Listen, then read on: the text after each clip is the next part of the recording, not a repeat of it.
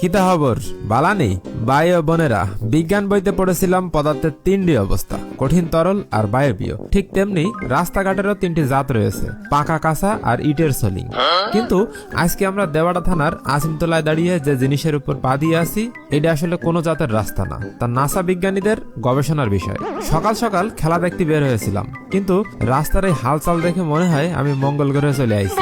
ভালো করে জুম করে দেখো, মনে করো পাকা রাস্তা হওয়ার কথা ছিল, কিন্তু ওই যে টুটমারানি কাকারা যা খায়া প্ল্যান পাস করছে আল্লাহ জানে। ইটের রাস্তাও না, আবার মাটির রাস্তাও না, মনে হচ্ছে বিশাল এক কড়াই তরকারি আর উপর থেকে কেউ হাজার হাজার সয়াবিন বড়ি ভাসাই দিছে। এই লাল লাল ইটের টুকরাগুলো নড়বার করছে, একটার ওপর চাকা তুললে আরেকটা লাফ দিয়ে আপনার দাঁত ফেলে দেওয়ার জন্য রেডি হয়ে আছে। মানে হাঁটার সময়ও মনে হয় এই বুঝি তরকারির ঝোলে ডুবে গেলাম। আমার স্কুটির যা অবস্থা, গ্যারেজে নিয়ে গেলে মিস্ত্রিও বলবে ভাই এর চিকিৎসা নাই, দোয়া করেন। এই রাস্তা আসার পর আমার স্কুটির পেছনের টায়ারটা হাউ মাউ করে কেঁদে আমাকে একখানা কবিতা শোনালো। টায়ার বলতেছে, ওরে মালিক আর দিস না রে গুতু, তার চেয়ে বরং আমারে খুলে নিজের মাথায় পুরু। আসিমতলার ইটে আমার জান হইল কাবাব, এই রাস্তার ইঞ্জিনিয়ারের কাছে চাই আমি জবাব।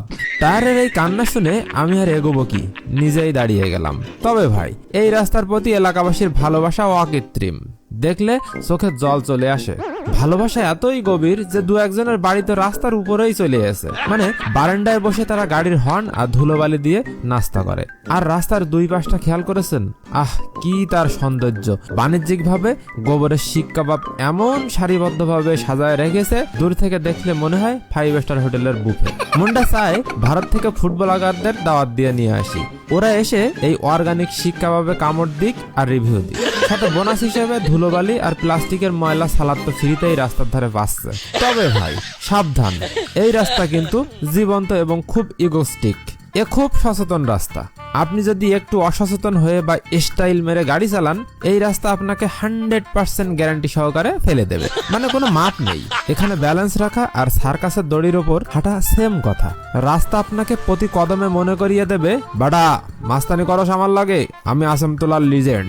যাই হোক গাইস, অনেক মজা নিলেন, অনেক হাসলেন, কিন্তু ভুক্তভোগী আমরাই। কোমরে হাট আর গাড়ির নাট বল্টু সব ঢিলা হয়ে গেছে। ভিডিওটা শুধু দেখে হাসলেই হবে না, ধুমসে শেয়ার মারেন, যাতে কর্তৃপক্ষের বা ওই ঠিকাদার কাকাদের নজরে পড়ে। কাকারা যদি দয়া করে এই সয়াবিন বড়ির তরকারিটা সরিয়ে আমাদের একটা মানুষের চলার মতো রাস্তা করে দেয়, তাহলে অন্তত টায়ারগুলো আর কোনোদিন অভিশাপ দেবে না। দেখা হবে ভালো কোনো রাস্তায়, যদি বেঁচে থাকি আর কি। আল্লাহ হাফেজ।